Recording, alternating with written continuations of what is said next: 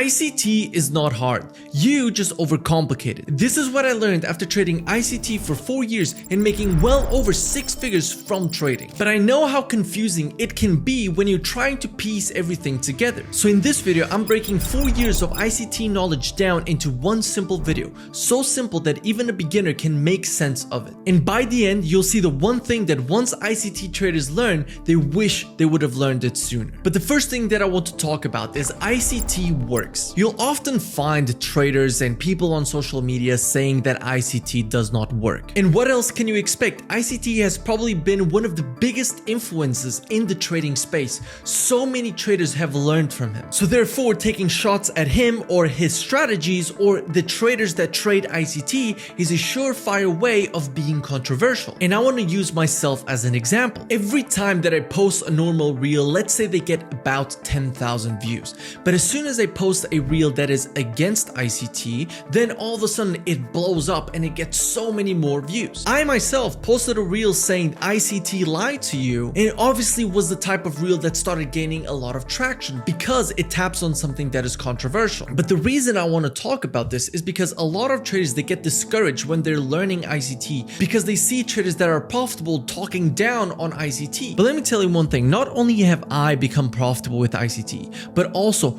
all of the biggest prop firm payouts come from ICT traders. We have Kyle with a $2.5 million payout with Apex, and he's an ICT trader. We have Trader Kane with a $1.8 million payout, and he doesn't attribute his success exactly to ICT because he didn't watch ICT videos, but he watched videos of someone simplifying ICT, and so the knowledge was broken down from ICT. Very recently, there was another big payout from Asia, and that person, I think it was a woman, even said, I learned from ICT and thanked ICT. So this is to say that about 40% of the top 10 biggest payouts are coming from ICT traders. So anyone that says that ICT doesn't work is just doing this out of wanting to stir up the pot and get some extra views. It's normal, it's social media, don't hate the player, hate the game. But now, overcomplicating is probably the biggest reason as to why I see most traders fail. Because when you start learning ICT, there's so many things out there, multiple playlists from ICT himself. You have so much information on YouTube, different strategies, different things that work. This person uses the unicorn model, this person uses the silver bullet, then all of a sudden like there's a new week and there's a new model and oh my god, what is going on? And this is what keeps traders in the loop of being unprofitable. And when I started trading ICT, I watched multiple playlists. I remember that my first month of watching ICT was simply watching through all of the playlists that he had.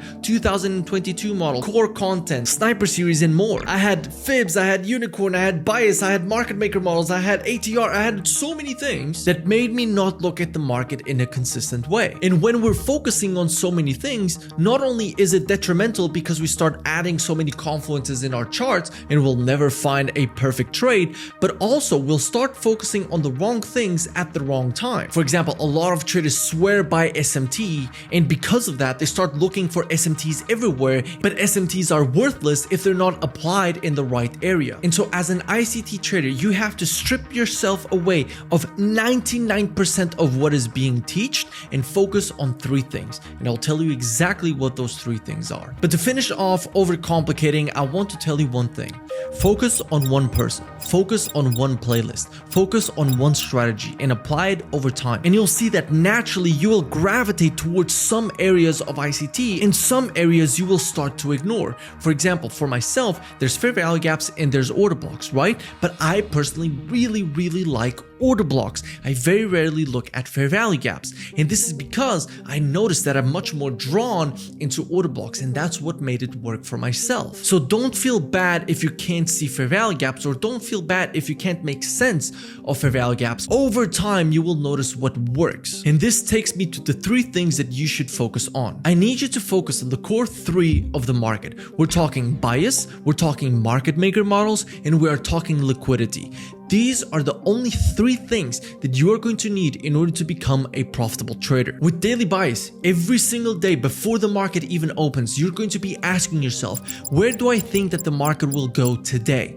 Once you have that, you will apply market maker models to trade in line with your direction. And one trade is worthless if you don't have the right target. And that's why liquidity comes in. Liquidity is going to be crucial for market maker models, for daily bias, and for targets. And so by focusing on the core 3 and mastering the core 3, you will be able to become a profitable ICT trader. So daily bias. I have multiple videos on daily bias. It's one of the things that I talk about the most inside of Funded Trading Blueprint, and it's what is getting traders funded on average in just 67 days. And if that is something that you want to do, then it's the second link in the description. So daily bias gives you the direction. Market maker models are going to teach you about market structure. They're going to teach you about power of 3. They're going to teach you about manipulation, market shifts, even liquidity. And once you tie all of those things in, you will see that a very obvious entry model will be given to you.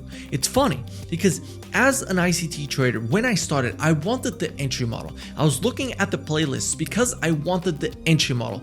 Just give me the checklist. But what made me profitable wasn't the checklist, it was the framework of understanding the direction and how the market moves towards that set direction. And then once I tied all of these things in, nothing could stop me. So you stop overcomplicating by focusing on these core 3 things. But then there's one big wall that every single ICT trader hits, and I call it the trifecta wall. And what is that? Well, a lot of traders, they get stuck in this cycle of wanting the perfect strategy. And the perfect strategy for them is a high strike rate, a high risk reward, and a high trade frequency. They want a lot of trades with a lot of results, and they want to be right most of the time. And this is the one thing that makes trading social media sometimes detrimental. I always share my wins and my losses with Funded Trading Blueprint and here on YouTube. And you see that I don't really aim for a 1 to 4, 1 to 5, 1 to 6 risk to reward. I aim for having more winners than I have losers. And why do I call this the trifecta wall? It's because a trading strategy is going to be confined within a trifecta. And that trifecta is a perfect balance between risk to reward, trade frequency, and strike rate. Now, what does that mean? It simply means that you can pick 2, you cannot pick 3. And most traders want 3, and maybe you have felt this too. How many times have you had a very high risk reward or aimed for a very high risk reward? But what ends up happening is you enter in a lot of losing streaks. The reason why is because the market is balancing your high risk reward into giving you a very low strike rate. So you might still be profitable when you hit that winning trade, but that winning trade comes with a lot of losses. Or let's say that you have a high strike rate, you have a high risk reward. What are you sacrificing on? You're not going to have a lot of these trades every single day. You're going to have them maybe once a month. So that is the balance that is created. Yes, you might want the high strike rate. Yes, you might want the high risk reward, but then you will not have any trades because the frequency at which a high probability trade with a high risk reward comes into the market is very, very low. And so don't get trapped into looking for the perfect strategy. Understand that your strategy is going to be mostly a balance between your strike rate and your risk reward. The higher the strike rate you want, the lower the risk reward you're going to have. And the higher the risk reward you want to have, the lower the strike rate that you're going to have. So if you're aiming for anything above a 1 to 2, just expect to have lower than a 35% strike rate. And that 35% strike rate guarantees that you're going to have a 9 trade losing streak over the course of 1,000 trades. So pick your statistics wisely. And now some traders might say, well, Kimmel, you can't pick your statistics. I dare to disagree. I dare to disagree a lot. I think that you can pick your statistics very, very well. If you want a high strike rate, why are you entering in reversals on the 1 minute? You know those are lower probability, then why are you doing it? Well, because, Kimmel, then I'm going to bottom tick the market and I'm going to have a 1 to 10 risk reward. There you go. There's your problem. That's why you have a low strike rate. Every single time I enter in a loss, I usually go up one time frame. So if I enter in a loss on the 1 minute, usually my next trade is on the 5 minute. And if I enter in 2 losses on the 5 minute, usually my next trade is going to be on the 15 minute. Why? Because the higher the time frame you wait for confirmation, the more time frames are in line with your direction. And guess what? That is what makes a high probability trade, is having the market move with the highest probability in the direction that you've picked. So you can choose your strike rate. You can choose your risk reward. You just can't pick both to be high. And that is the trifecta wall. And I see a lot of traders falling into the trap of wanting that high risk reward and high strike rate, and that is why they become unprofitable. So pick the one that suits you the most. And believe me, I didn't just stumble upon this. I had 3 years of unprofitability, 2 years of unprofitability, 1 year of break even, and every single trade was journaled. And these were patterns that I was noticing in my trading. And let me tell you one thing, that is the next thing, journaling. I know a lot of traders do not journal, but believe me, it's incredibly important. Trading is trial and error, but trial and error is missing one part, which is the learning. So trial, error, learn, loop. That is what trading is. And basically you start as an unprofitable trader, and then you learn, and then you learn, and then you fail, and then you learn again, and then you fail, and then you learn again. And then slowly but surely, you start going up and up and up, and your knowledge starts to compound. And then boom, it clicks. You finally became a profitable trader after you've made 1,000 mistakes and you learned 1,000 times. The 1,001 time was the time that you became finally profitable, when you broke through. But if you don't journal, you will never have the learning. You will never have the statistics. You will never have what you need in order to become profitable over the long term. And so you need to journal your trades. And let me tell you, if it's hard for you to journal your trades, I can already tell you exactly why. It's because your trade frequency is too high. If you're taking only 1 trade per day, then it would be very easy for you to journal. Yet you don't. You take 5, you take 7, and that is why you are unprofitable. It's because you're making the same mistakes 7 times in the same day. And then you put yourself in such a deep hole that it's hard to get out of. So trial, error, learn. Loop this through journaling and you'll see that your trading is going to change. And journaling goes also very much in line with backtesting. I'm not the biggest proponent of backtesting, but the truth is that in order to do this cycle of trial, error, learn, backtesting is the easiest way to do so. Why? Because else you'll have huge trade frequency to be able to do this cycle very quickly. So with backtesting, let's say that you have 1 trade per day for 3 years. It's going to take you 3 years of trial and error in the live market, but in backtesting, it can take you 2 weeks. So 3 years of knowledge can be crammed down into 2 weeks. And that's why backtesting is so important. It was one of the first things that I did once I started trading ICT. Backtest market structure, backtest fair value gaps, backtest order blocks, backtest daily bias. I did so many things just to gather data to be able to do this cycle over and over again quickly. I just don't recommend you becoming the type of trader that gets stuck in backtesting for years and years and years and is always afraid to go into the live market. The live market is where the real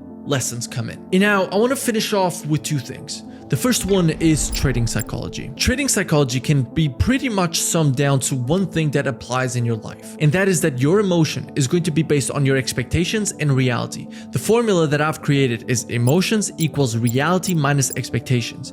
What that means is when you enter in a trade, and let's say that you expect the trade to be a 5R trade, but in reality, it was a loss. Not only did you take the loss, but the market also stripped you away of a win. But let me apply this in the real world scenario so you can understand how that applies. Have you ever planned to meet someone and that person was late by 15 minutes? If that person didn't warn you that they're going to be 15 minutes late, what are you thinking? As soon as they come, they're like, why didn't you tell me that you were late? It's stupid. Well, it's a disrespect to my time. Yet one text can solve that. Hey, I'm sorry, I'm going to be 15 minutes late. Because now you already expect that person to be 15 minutes late.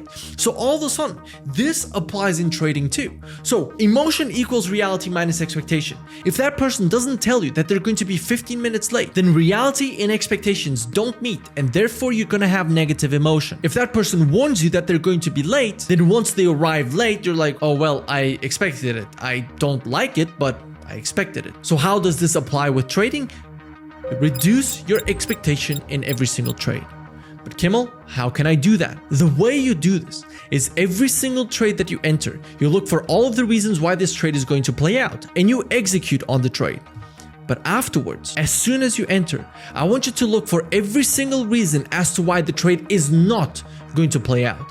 I don't care how perfect your trade is. Every single trade has a reason as to why it is not going to play out. This is something that I do inside of the Discord every single time I enter in a trade. I enter in a trade and I say, this is what I don't like about this trade. Why am I doing that? I am doing that so if the trade becomes a loss, I already had the expectations in my mind that this trade could be a loss. So I reduce my emotions by injecting the possibility of this trade being a loser and why this trade is going to be a loser. And that is how you simplify your trading psychology. It doesn't go any further than this. Believe me, I've paid thousands and thousands and thousands of dollars for trading psychology courses, and I came down to one formula. Emotion equals reality minus expectation. And I want to finish off with this one thing, which is discipline. No matter what I have told you, it doesn't matter if I told you about the core three, that once ICT traders find out that they only have to focus on these three things, they always wish that they would have known this sooner, on what to focus on the trifecta, on the journaling. Without discipline, to sticking to 1 trade per day, 2 trades per day, to sticking to your model, to sticking to what you've learned, to sticking to that one person that resonates with you. Without that discipline, you will not make it long term. Trading is a self-discovery journey. You will discover what resonates with you, and so many people will say that you are wrong, yet you'll have to stick with it. You will need rules and you will need the discipline to stick to those rules. And believe me that if you are not disciplined, you will never make it in trading. Throw everything away that I just told you if you are not able to be a disciplined trader. You have to know when to trade, when not to trade. You need rules for these things, and you need to stick to those rules, because if you don't, this video was worthless. But I know that if you're watching this and if you've watched this far, you don't want this video to be worthless to you. I know you're taking value from this. I know you're taking value from the simplified videos, but now it's about applying it. Apply it over a long period of time. You're not going to become profitable tomorrow. You'll become profitable over time. Trading is a self-discovery journey. It's a journey with a lot of mistakes. It's a journey where you're going to get knocked down a lot of times, but it's a journey where you'll have to get up one more time. And with that, I hope you all enjoyed. If you want to join the mentorship, it's the second link in the description. This is where you're going to get daily market breakdowns, weekly live streams, direct access to myself, and where the odds of success are greatly improved. Hope you enjoyed. I'll see you in the next one. Peace.